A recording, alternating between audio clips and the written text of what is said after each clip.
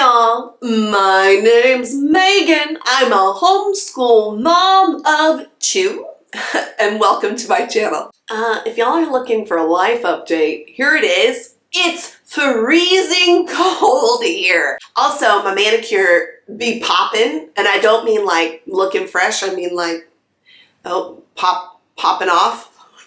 In today's video, I am going to share with y'all all of the resources that we are going to be using in our homeschool to celebrate Martin Luther King Day. Now, I am including resources that I used as a parent and educator to really decide how to approach the legacy of Dr. King. And I'm also going to share with you guys the actual materials that we will use this upcoming week to celebrate MLK Day. Martin Luther King Day is celebrated on the third Monday of every January, and this year, 2022, it is celebrated on Monday, January 17th. Martin Luther King Jr. was the most iconic figure of the American Civil Rights Movement. Now, his work really centered on the fight for racial and economic equality in American systems of power and society. This is, of course, the simplest summation of what it is that Martin Luther King did.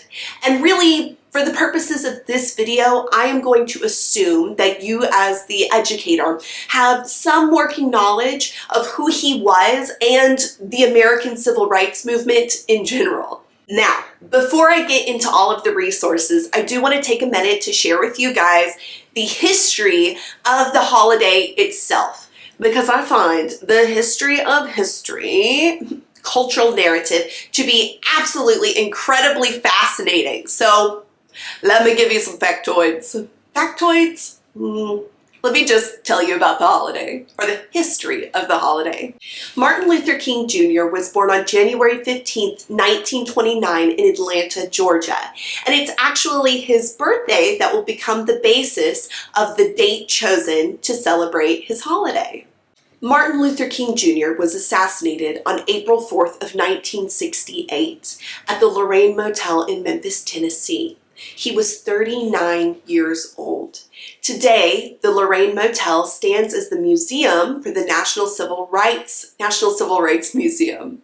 Now, I had the absolute privilege of visiting this museum last November, and I have to tell you guys that it was awesome. Not only was the content just incredibly powerful and intriguing, but the museum itself is just designed fabulously, incredibly interesting, and really did some things that I hadn't seen in terms of museum production before.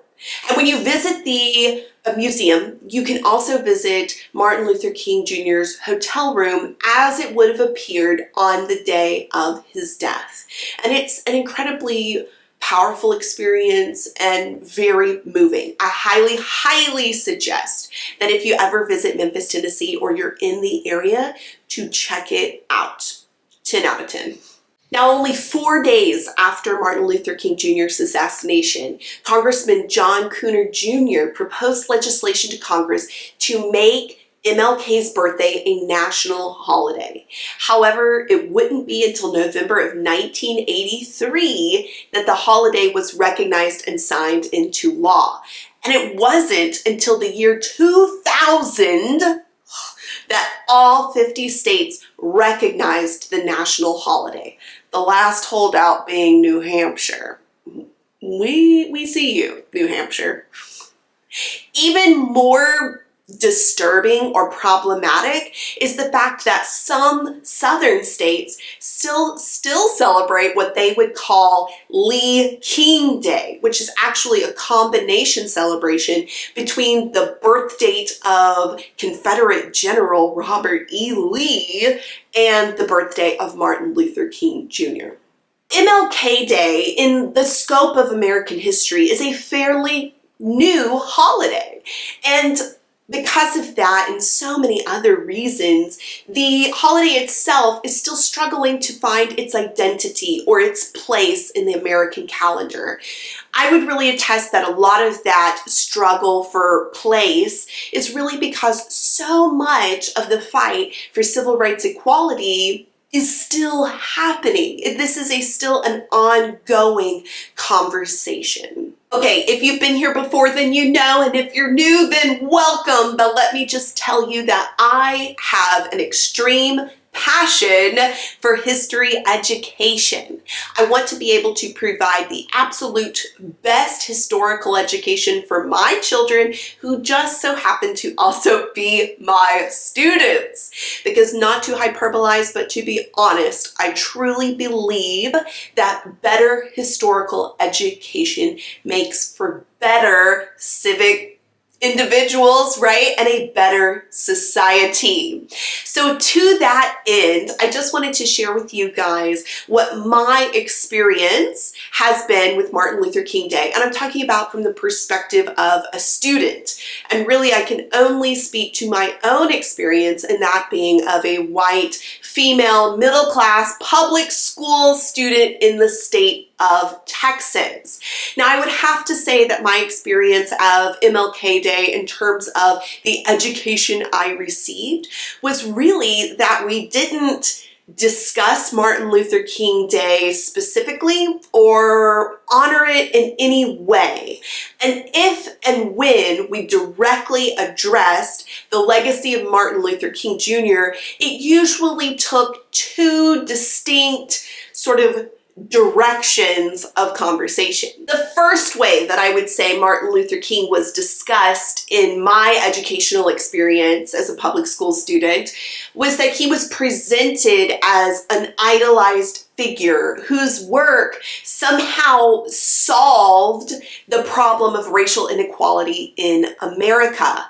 And this is really a part of a larger trend that we still see continuing in education today, where the civil rights movement is really taught as this isolated episode in American history. And we even see that in so many textbooks. The 60s will get this label as the civil rights era. And I like to refer to this as like Hollywood history. Also, how many times am I going to make air bunnies in this video? A ton, probably. So, you know, if you're here for it, you're here for it. Anyways, this Hollywood history presents history to students as a problem or a puzzle that can have a solution in 90 minutes or less. And really, when we do this, especially with the civil rights movement, we are undermining the struggle that Black Americans faced during this, quote, civil rights movement, but we're also negating or deciding to just have societal amnesia to the problems of Black Americans today. Now, this presentation of MLK, which I would also say is totally alive and well in 2022, really removes his agency. And if we are telling students that, oh, guess what? Like the battle for equality, that's already done. Then how can we then rationalize the struggles such as the Black Lives Matter movement that we've seen in the last few years? And I really have to tell you that kids are smart. They are culturally aware, all right? Probably more than any time period before. And they're really going to see right through that argument, which good on them, because I think that's fabulous. The other problem that I have with this narrative of presenting Martin Luther King as somehow having superhuman abilities is that it disempowers everyone else. It is really Martin Luther King's humanity that gave him power. It's his humanity that has built this continuing legacy. Because if this one person, right, and we know the civil rights movement to be a large collective of individuals, but right now I'm speaking to the one person that was Martin Luther King Jr. If this one person who is just a regular individual can decide to pursue change, that through their actions they can create change, that is a powerful narrative. Because if we can allow Martin Luther King to hold on to his humanity in history, then it gives permission to everyone else, especially our young folks, to be able to dream for change. I know, sorry about that, but to be able to think about change and to know that if he did it, then so can they. None of us should sit around and wait for permission to do what is right. And you guys, I am speaking in large to a group of home educators. I know that we are not ones to just sit around and ask for permission to do what we know is right. Okay, the second direction that conversations generally took surrounding MLK and my educational experience was that the conversation really became a discussion or a debate over whether or not Martin Luther King Jr. deserved this honorific title, right? If somehow in his nature or character he earned a national holiday. And I would say that most of that debate centered on allegations of plagiarism or philandering. And let me tell you guys this. I am an advocate for skepticism in history. Absolutely. We should definitely take any sort of hero or villain, right, in our cultural narrative and really drill down and decide for ourselves if those titles are deserved. I just really wish that we were applying that skepticism equally to Washington, to Jefferson, right, to Reagan, to our current political leaders today. And I would say that at best, this conversation was predicated on white privilege, and at worst was really motivated by white supremacy. And if we change the lens of that conversation to not focus on Martin Luther King Jr. as an individual, which certainly he deserves the honor of a place in the national calendar, but if we transition that lens to looking at, is Martin Luther King Day as a national holiday worthy, right, of a Monday off every January? I would say, yeah. The answer is ding, ding, ding. Yes. Okay, I am genuinely curious as to what your classroom or educational experience was growing up as a student in regards to Martin Luther King Day. I absolutely love the study of cultural narrative, and we totally need to be having these dialogues and conversations, right? So again, like, this is me saying, you know what, in having this conversation moving forward, let's just all agree we're probably going to put our foot in our mouths a few times, say things that we don't really understand or can speak to, all of those things to be true. So moving forward, absolutely, I am not an individual whose education or otherwise is above reproach or skepticism or challenge. Let's just all agree that we're going to very kindly have these conversations so that we can all grow and evolve and move forward and fight for equality. So let's get to some resources. Okay, I am going to start by giving you guys the resources that I used as an educator and parent to really create the framework for how we were going to approach the legacy of MLK, how I wanted to educate my kiddos and students about it, as well as how we would apply lessons learned from his life and experiences to our family culture at large. Like, how are we going to operate as Americans?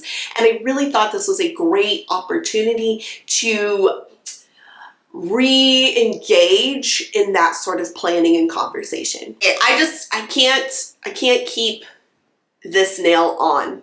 Okay, so for the remainder of this video, you're gonna see me like without a pinky finger nail press on. So accept it. When I started to really dive into the research of how I wanted to do this with my kids and to talk about Martin Luther King Jr., I knew where I wanted to start, or at least the resource that I would use to get materials, inspiration, and really help to guide my thinking on Martin Luther King Jr., his legacy, and the civil rights movement at large. And that was learningforjustice.org. Learning for Justice is an organization that is dedicated to promoting equality racially, economically, identity equality, and dismantling white supremacy through the means of education. Love it. And they do this by providing free, I'm going to repeat, free educational resources to all classrooms, including homeschool classrooms. In my experience as a public school teacher, I had used Learning for Justice resources in the past, especially looking at their documentary on the Children's March, which was part of the civil rights movement, as well as a documentary that they produced called A Time for Justice, both of which I highly, highly recommend. In addition to finding the documentaries, they really will provide you with an entire bundle of information. So for example, whenever I ordered the DVD, which was free, and I'm talking DVD because this was several years ago, you got free posters, free materials, free lesson plan ideas, all of that, which is now in a digitized database. The website has a tremendous amount of lesson plan materials, and it will also give you the option of building your own lesson plans, and you can search for specific topics. So in this case, of course, I'm searching for Martin Luther King Jr., but it does, like I said, have material for a wide variety of sort of subject matter focusing on civil rights fights for equality. You can also filter those searches by grade level, and they do K through 12, I believe. And you can also filter those searches based off of what you're looking for. Are you looking for historical photos to analyze? Are you looking for articles to read, videos to watch, whatever? They really have it, and it is an excellent place to start gathering that information and materials that's going to work best for your homeschool. Now, the number one resource that I found this year when doing my research for MLK was a podcast produced by Learning for Justice called Teaching Hard History. And of course, I am linking that and everything else I've discussed down below. This podcast is top notch, you guys. And you know what? This did not exist last time I was teaching MLK or looking at the civil rights movement.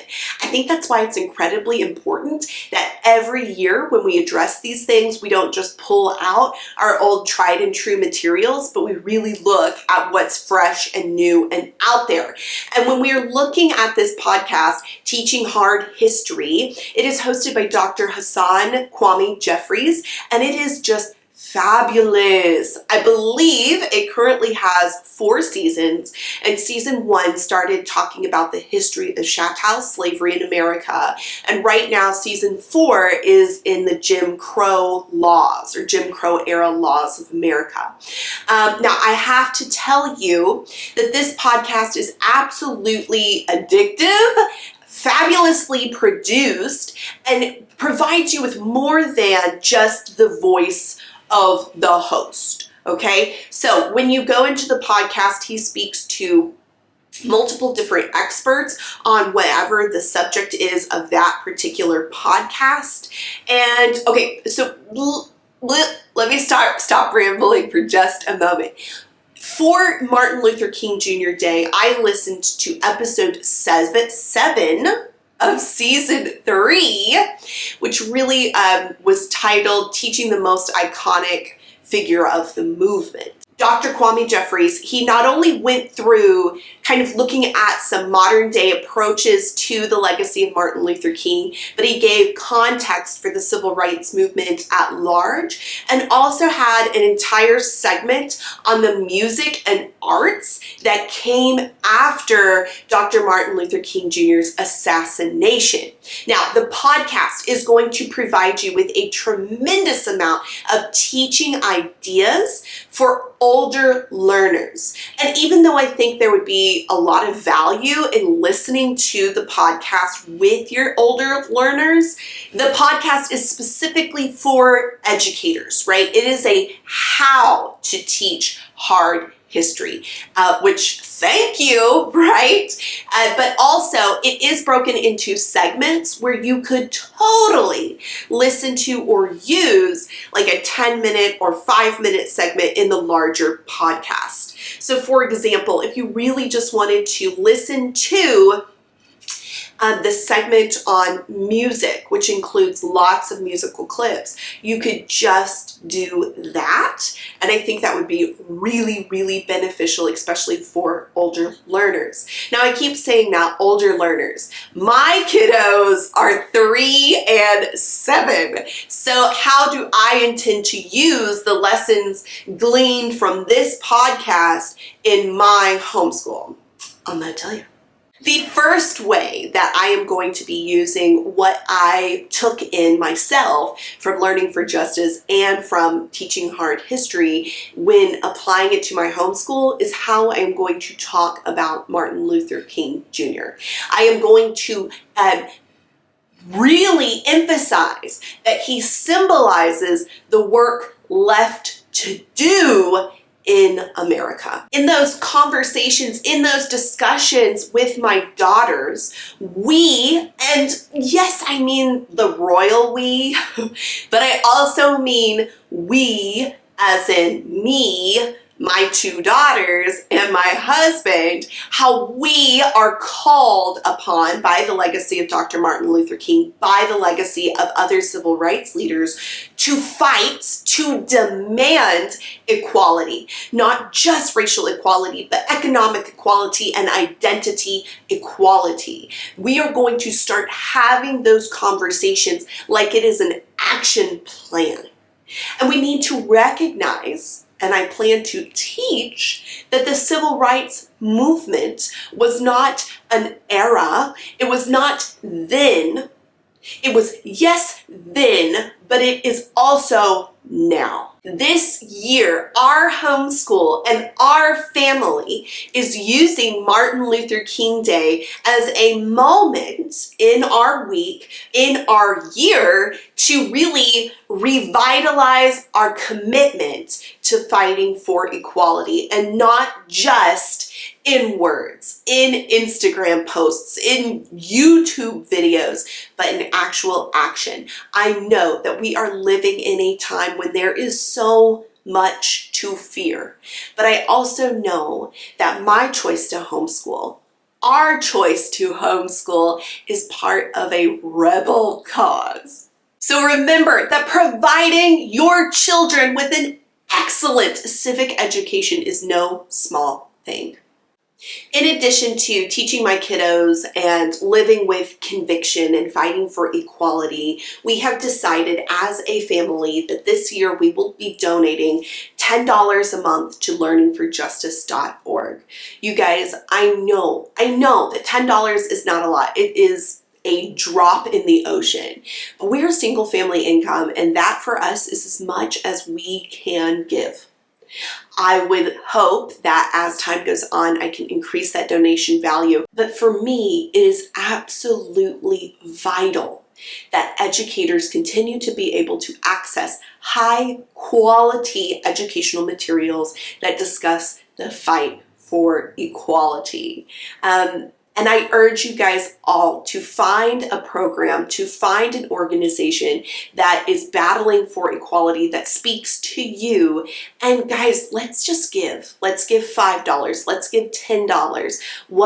ever. I've done some math, which I'm pretty terrible at, and even if just 10 of us decided to give $10 a month, $120 a year, collectively, we would have raised $1,200 for the fight for equality, and I think that would be amazing. This community, the homeschooled community, right? We are a group of powerful people, and I know that in so many ways we do choose to live apart from the world, but we are still a part of the world. And I guess like my thing is Martin Luther King Day. Let's not just sit here and make it a time to have an isolated lesson plan, but let's really use it as a moment, as a leaping off point to get active, to get engaged, to really do something, push against the status quo. So our homeschool, you guys, I'm like so putting my hands in the camera today. Our homeschool is really making a dedication in the coming year and years to focus on the civil rights movement and using Martin Luther King Day as that opening introduction to a much larger conversation. And with that and my channel, I'm going to dedicate to do a video every month this year that focuses on an aspect of civil rights and fighting for equality, both racially, economically, and also just identity equality as well. Okay, I know that that was a lot of like big picture conversation, big picture ideas, but like, that's cold coffee, but now it's gotten so cold that it's like good. Okay, I am ready for a big picture year. I'm ready to participate in change. I'm ready to be a member of that change, right? And I know I'm not alone, right? Like, okay, let's get into the major resource that I'm going to be using with my kiddos, like the bread and butter. Actually, I would really consider the conversations and discussions that we have over the dinner table in terms of civil rights movements and civil rights leaders to be the bread and butter of our education in those terms, right? Those conversations are so important. But what we're actually going to be using in our classroom, and that is going to be the Who Was Martin Luther King Jr. And this is a short chapter book, and this one is by Bonnie Bader. And I have to say, when I first picked up this book, I was a little bit hesitant because I usually find this type of material to be really condescending to children, oversimplifies, and doesn't provide historical context. Again, I was really worried that it was going to portray Martin Luther King Jr. as a superhuman individual who, you know, solved the equality crisis in America. And really, that is not the case. This particular book is a biographical style, so you will get the nuts and bolts, right, that we generally consider to be associated with biographies. It also has really great illustrations, and I'll just show you. It's not just a ton. So we're going to start reading this week, and then everything that we've been discussing in this video will culminate on Monday, January 17th, Martin Luther King Day for 2022. I want to show you or highlight some things I really love about this book. Not only is it discussing Martin Luther King, but it is also just a fabulous survey education in so many things that influence the civil rights movement and Martin Luther King individually. So for example, it does introduce Montgomery, Alabama, right, discussing sort of the cradle of Confederacy. I bring this up because Montgomery is really a starting place for discussing Martin Luther King in so many classrooms, especially with older students. And so if you're teaching kiddos that are real little like mine, but you might have some older kiddos as well, I think that this would make a great read aloud, and you could really dip in a little bit deeper with your older kiddos when it comes to these major moments. So maybe as you're going through this read aloud, you could also give your older kiddos like the letters that Martin Luther King is writing from jail, right, to dig into. You could analyze the earlier, usually ignored portion of the I Have a Dream speech with your older kiddos, right? All of those things I think could go simultaneous, and you could use this as kind of a spine to bring together your whole mixed group. The other things that it introduces and talks about that I think are really interesting, it goes into Rosa Parks, which I absolutely love that they discuss her as a civil rights leader. Generally, she is also stripped of her agency as well and portrayed as this like tired seamstress who just one day decided to not get up. No, this was a woman who fought tirelessly for equality. Okay, another thing that it introduces, it even goes so far, it discusses the 15th Amendment, but then also goes into the Gettysburg Address as well, which I find to be just absolutely fascinating that in this one really brief little book, you're going to be getting such a shotgun of information.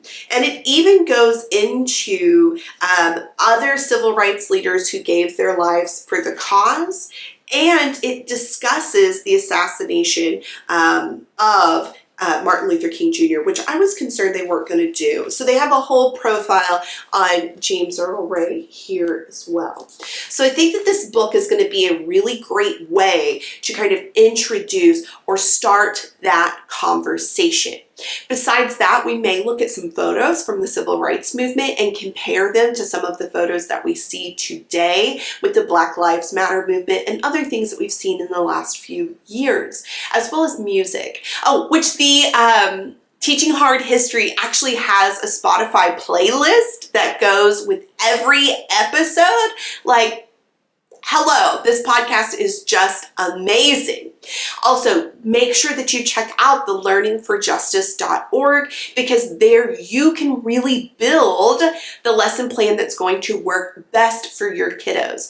All of the material is already there. It's free. So from the post date of this video, you have about a week until Martin Luther King Day, and you can just go on there and have all of your stuff just like ready to go. Okay. This is Editing Megan jumping back into this video really quick, so if this seems a little oddly placed, bear with me. I totally forgot to tell you guys about the virtual celebration that the National Civil Rights Museum will be hosting on January 17th, 2022 to celebrate Martin Luther King Day. This is absolutely free. You just have to register through the website in order to participate.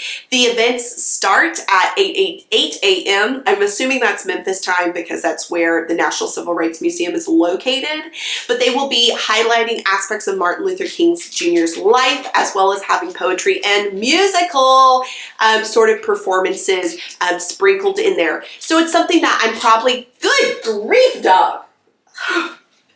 It's probably something that I am going to put on our big TV in the living room and have going throughout the day, or as long as it's going on, and we will really dip in whenever the kids have interest or it's something that works for us. So I'm of course linking that down below. Make sure you check it out and register if you want. So back to this video.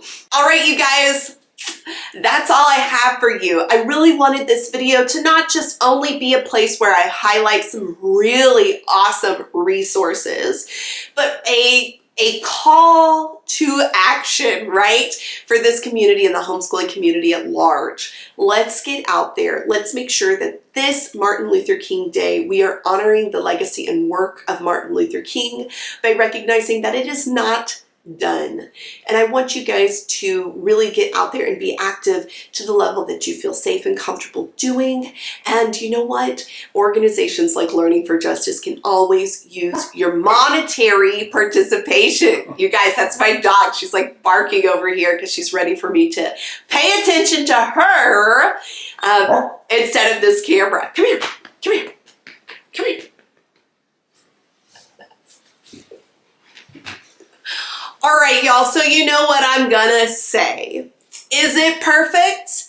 No, baby, it's never gonna be, and it never was. But is it done? Yeah. for this video and for my dog over here, it is. So until next time, bye.